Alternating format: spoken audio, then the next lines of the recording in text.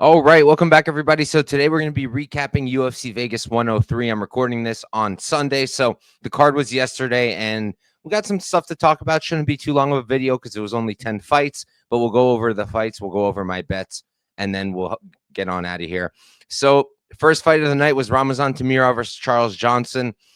I felt going into that fight that Charles Johnson was, I thought he was going to win. I thought that he was the rightful favorite, but I also felt like I couldn't lay the chalk on him because he just doesn't separate. He doesn't really, he's a very slow starter. He's not really picking it up in the first round. He's often coming back and winning fights in the second and the third round.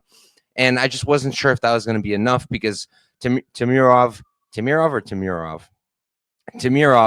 has that power. He was likely going to win the first round. He did.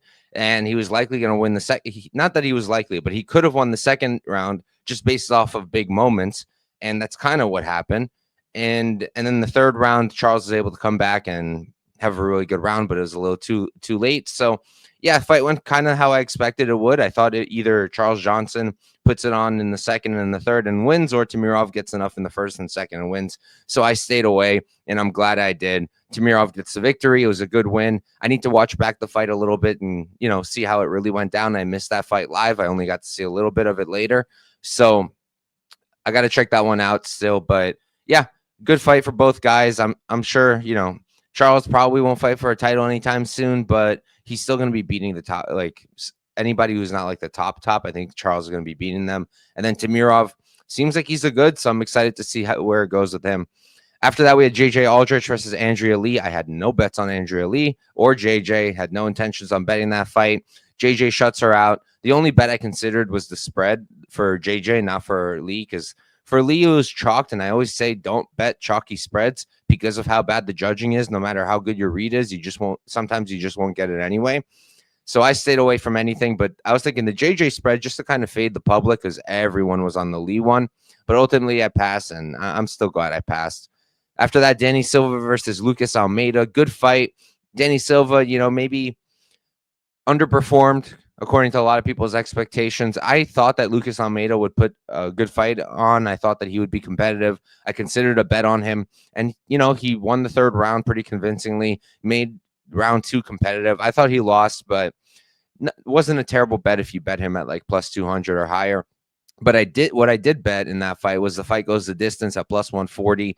I was on an island there. Everyone was on the under on the violence, and it made sense the way the two fight. But I have a way with betting some totals where if I see a fight where I know it's probably going to be a war, but I also know they're relatively durable, both guys, and there might be some grappling involved, I'll often bet those overs if they're plus money, and I did here, and it ultimately cashed, which felt good.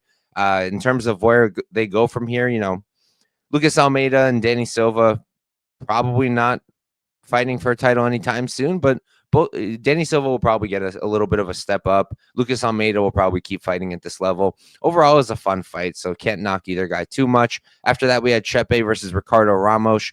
Chepe, pretty dominant performance, shut him out. Ramos had some moments where he looked decent, but he really doesn't handle the pressure and just the output, the pace. He doesn't handle that very well, and Chepe was able to get the win. Maybe he didn't look minus 500, but he looked like a solid favorite, so I had a small bet on Ricardo Ramos. I don't hate the bet. I'm not sad that I made it. Made sense. I still think minus 500 was a bit wide, but at the end of the day, I don't know how often Ramos wins that fight. So, yeah, good stuff from Mariscal. He's still undefeated in the UFC. That's 5 fights now, I think, which is pretty impressive.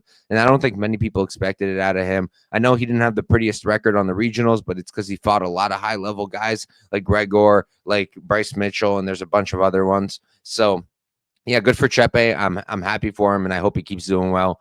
And then Ricardo Ramos, going to be interesting if they might cut him, but I'm not sure. After that, Mario Pinto, Austin Lane. I had a bet on the over, and that crashed and burned. That didn't do very well. I mean, for a second there, I thought I was in the clear. Got out of the first round, even though it was a little dicey when Lane hurt Pinto. But then Pinto gets the knockout maybe 40 seconds into the round and gets the win there. So I don't know if it was a good or bad bet, honestly. Maybe I'd make it again, but I expected a little bit more wrestling from Lane, and he didn't do that and just got caught with a really good combination. So it is what it is.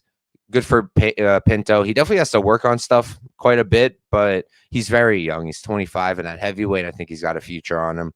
After that, Sam Patterson versus Danny Barlow. I had Patterson money line plus 250. I did not think he was going to knock him out. That's for sure.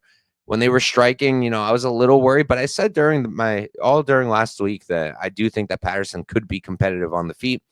He was. I certainly didn't see a knockout coming, but he was competitive on the feet.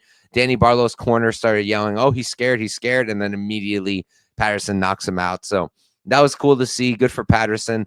170 moving up to this weight class was a really, really good move for him. His power is up. His durability is up. His cardio is probably up, but it hasn't been tested. So really good move from him. And Danny Barlow, we'll probably get a good buy low spot on him now. People are going to be low on him now, and then we'll get a good spot on him because I still think that Barlow is good. After that, we had Hyder Emil versus William Gomi. I did have a bet on Emil at plus 175. First round was concerning, but I knew that, first rounds with Hyder Emil against a good counter striker probably not going to go super well because he's going to just run into it. But he just keeps going, and people get tired because they're normal human beings. And Hyder Emil just kept going and going and going and going. Was able to even mix in some wrestling at the end, and was able to do what Brito couldn't, which a lot of people were kind of making that their reasoning for Gomi this week is that Brito and him have similar styles, and Brito lost. So how is Hyder going to win when he's not as good as Brito? It's just different. Brito doesn't fight with that kind of pressure, and Brito is never a good minute winner. And maybe not never, but he's not usually a good minute winner. And Hyder Emil is a good minute winner, and he just doesn't stop. So I was happy with that bet. I was happy with how it played out. And it's funny that in a year where all the undefeated prospects are losing their O's, one of the ones who keeps it is the guy who fights with very little technique in Hyder Emil. But good for him. The grit and the grind, it's enough sometimes with these guys just having that dog in them, and he gets it done. So good for Hyder Emil. After that, we had a very controversial decision. We had Nasrat Haqparast versus Esteban Ribovic. Interesting fight. I had a small bet on Nasrat at plus 240. Just felt like the line was way too wide. He definitely won the first round. That was very clear. And then the second two rounds were very close.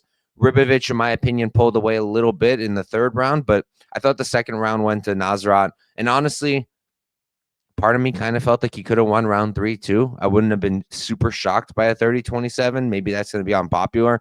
I know a lot of people are yelling robbery, but if you look at who's yelling it, it's the people who had a bet on Ribovic.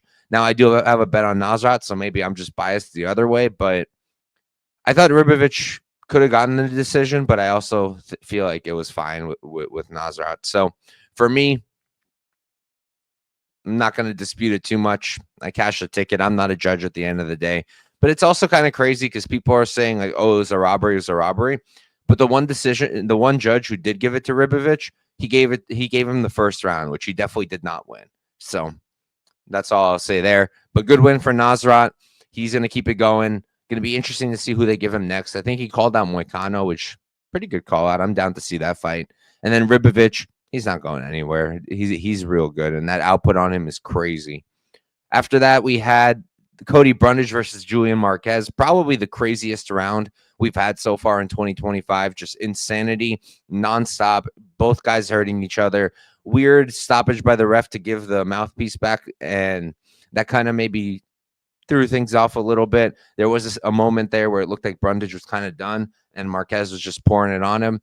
But then it turns it around, and Brundage gets his own finish, and it was just madness. Good for Brundage. The only bet I had there was Brundage by decision. I played it very small, and that was never, ever going to happen. So that was a bad bet, and just an insane fight. And that's why it was a co-main event. All week, people are like, why is this the co-main? Why is this the co-main? It's so low level.